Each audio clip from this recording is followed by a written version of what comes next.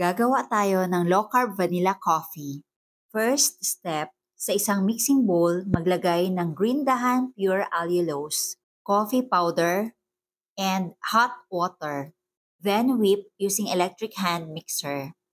Ang list of ingredients ay ilalagay ko sa last part ng video na ito. Pwede po tayong gumamit kahit mga granulated coffee. Tuloy lang ang pag-whip hanggang sa magiging light, foamy, at ma-achieve ang stiff peak. Yung stiff peak na parang kagaya ng mga whipping cream and all-purpose cream. If you love this recipe, please like and share and follow me for more low-carb recipes and health tips. Ngayon, pwede na po itong gamitin at yung iba isasalin natin sa container.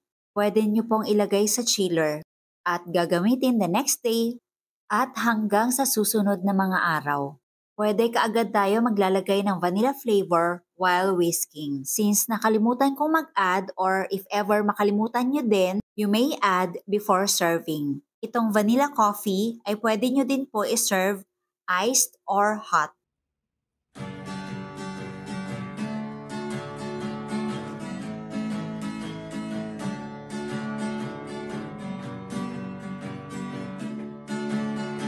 Now add hot water with all-purpose cream. Low carb essential sa ikumpletong matatagpuan. Katulong mo sa pag-ayos ng iyong kalusugan. Marami kang pagpipilian sa Jetter's Green.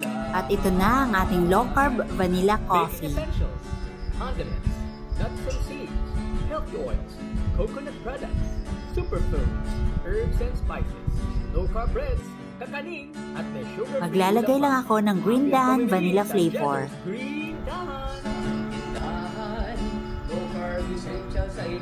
Sobrang konti lang talaga.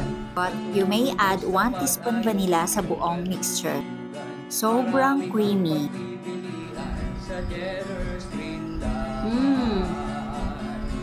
Alam nyo, hindi talaga ako nagko-coffee, diba? Kasi oxalate sensitive ako, pero hindi ko talaga kayang tanggihan ito.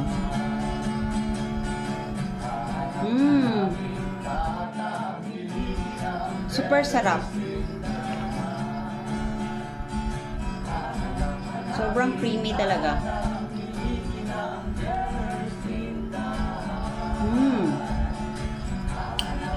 Ang sarap. Ngayon pa lang ako nakatikim ng ganitong klaseng coffee. Kasi hindi talaga ako mahilig sa coffee. Ngayon ko lang na-appreciate yung coffee.